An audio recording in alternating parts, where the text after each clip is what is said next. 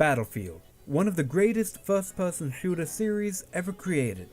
Battlefield as a franchise has had its ups and its downs and changed a lot over the past few years, but there's no doubt about it being one of the best games when it comes to large-scale battles with tanks, planes, boats and a lot more with 64 players. So what's up with Battlefield 5, EA's latest game in the franchise? Why are you even watching this video wondering whether you should even buy the latest and what was meant to be the greatest addition to the Battlefield series? I mean, shouldn't it be clear that of course you should buy the latest edition of Battlefield, as it's such a renowned franchise and must be a great game? I mean, Battlefield isn't Call of Duty, right? Well, Battlefield 5, for those who don't know, has been controversial since it was announced for a variety of reasons. We're not going to dig too much into that in this video, but just know that a lot of fans weren't happy with the direction the game was going to take in terms of a lack of historical accuracy and bionic looking characters as well as females being present in World War II on the battlefield. Many complained about the fact that this was completely unnecessary and would break the immersion of playing a World War II shooter. And the developers didn't really react in the best way. They said, if you don't like it, don't buy it. And a lot of people took that advice. Just to be clear, Battlefield 5 and its development in terms of future maps or expansions is done.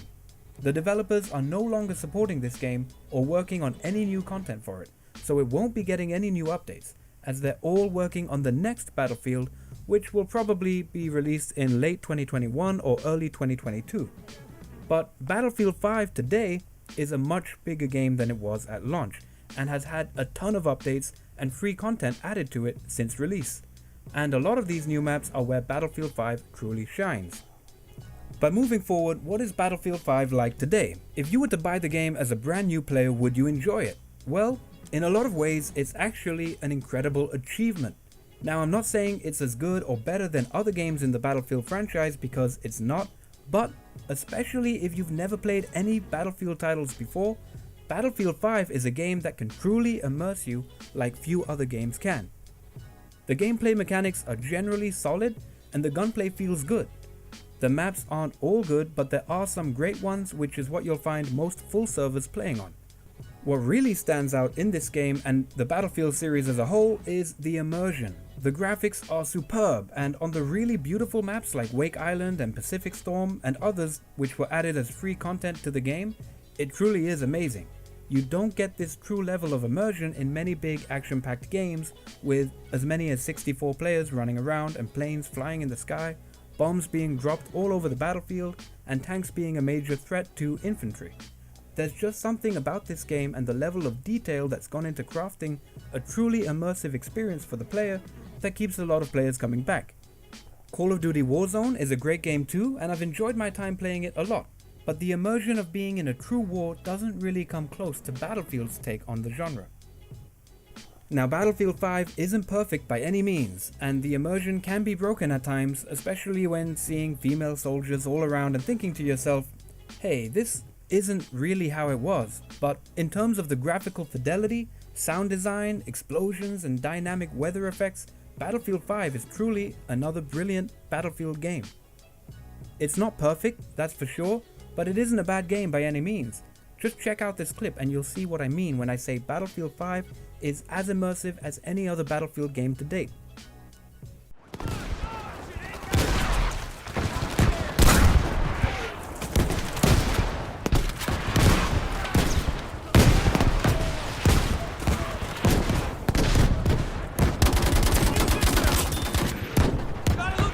Battlefield 5 is truly amazing when it comes to immersion, most of the time. But here's where it falls a little bit short and why so many have stopped playing the game in general. Now personally, I think the number one biggest reason is that there just isn't enough to do in terms of progression. There aren't that many guns, and maybe more importantly, there aren't many attachments for the limited number of guns either. You really are limited to a few guns for each class, and usually you'll find one or two favorites and use them exclusively.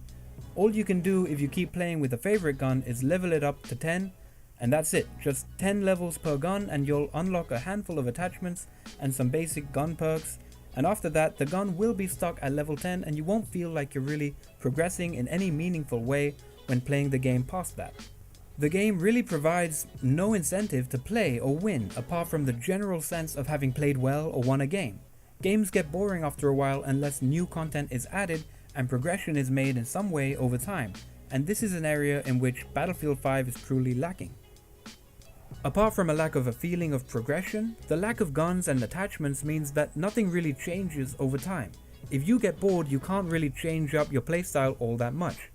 Every class is limited to certain weapons and there isn't much flexibility with your choice of weapon at all. This could have been changed and wasn't as much of a problem in other Battlefield games, including Battlefield 1. As a medic, for example, you're pretty much limited to submachine guns, whereas in Battlefield 1 you had a much wider variety of the types of guns you could play. Now, this is Battlefield 5, set in World War II, so to be truly immersive the guns have to be realistic, right? You can't have unrealistic guns or attachments because that would be unrealistic, right? Yet, you can have cyborgs and females running around the battlefield and that's not a problem. I mean, I don't really mind too much that the historical accuracy is lacking, but if they were gonna fictionalize a large part of the game anyway, why not give the players more fictionalized weapons and attachments which could theoretically have been developed during that time? I mean, even if just in the name of fun. Aside from that, tanks are an issue in this game in a few different ways. I personally don't really like them, but I understand that Battlefield has always been about big wars with infantry, tanks, planes, boats and more. The problem with them in this game is that they're too powerful. Players camp in them and kill everyone around them easily, and it's very difficult to take them out. Now, this can be a good thing or a bad thing. Realistically, this is fine, and I'm sure it would have been very hard to take them out in real life. But again, going for authenticity over fun doesn't sit right with many players when exceptions are made in other areas of the game. Anyway, the only players who can deal damage to tanks are those in the assault class, and even 2 RPGs fired at a tank won't destroy it. You need to have multiple assault classes firing at a single tank to take it down, or have a player get really close to blow it up with dynamite. Because of this, tanks are generally left alone by most players to just camp and get a ton of easy kills. I remember blowing up tanks with C4 in the good old days of Battlefield Bad Company 2. Tanks were a big threat but were taken down easily enough if you could get close. In this game, it's near impossible and just a lot less fun. Some players may like the added realism and difficulty, but personally I don't. I think there are many players who didn't like this aspect either. So Battlefield has kind of slowly turned into Call of Duty, where there are less vehicles in general and spawn points are much closer to the enemy. You'll run around and kill players while capturing points, and while it can be a lot of fun and be played in a thoughtful, tactical way, it's different to how Battlefield used to be. Battlefield 5 has kept, or maybe even improved, the immersion in most aspects with amazing graphics, sound design and a great deal of detail, but removed a lot of the elements that made the game as fun as others in the series. A large part of that being the progression system and variety of weapons, not to mention the playstyles for each class. Now, talking about the state of the game itself, the player count is still high enough to easily find full servers and have a good time. For PC players on Steam alone, Battlefield 5 actually has a higher active player count than every other Battlefield game, even though you'll often hear players saying it's dead or other Battlefield games are better. They may be better in many ways, but that doesn't take away from how good Battlefield 5 is in many aspects. Few games are perfect.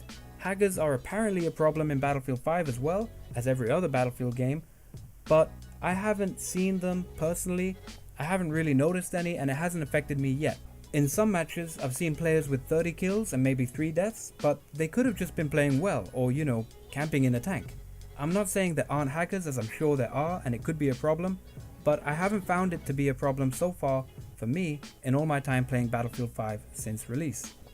So, would I recommend buying Battlefield 5? Well, it depends. If you've never played it before and you like first-person shooter games, then yes, I would. Battlefield 5 is a truly amazing game, especially if you play on the right modes, with the right maps, and though it's not perfect and it does have its issues, it will provide you with probably hundreds of hours of gameplay. Just be warned, it's not the kind of game you'll likely be happily playing for 6 months or more. You will probably get bored long before then if you play it a lot. This is because of the lack of progression, weapons and attachments past a certain point.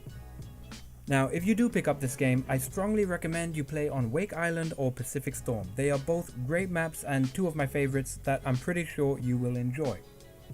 Now, they were added to the game after release as free content, and they really are amazing. So if you did play the game before and you never stuck around for when the free content came out, then I do highly recommend trying it again and playing on those maps.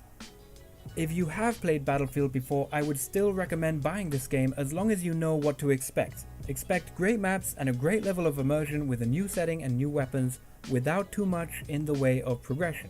It can be a fresh, new experience which any Battlefield fan should get to experience, even if it's not perfect. If you're looking for a game to play for years to come, Battlefield 5 might not be it, but if you want a fresh experience that will keep you happy for a few months, and especially if you have never experienced Battlefield before but love first-person shooters, then go for it.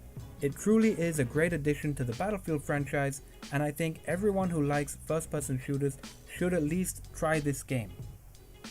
That's all for this video, guys. I hope you enjoyed it. If you did, leave a like and subscribe for more content, and let me know in the comments below whether you agree with me and think Battlefield 5 is a buy or not. And I'll see you guys in the next one.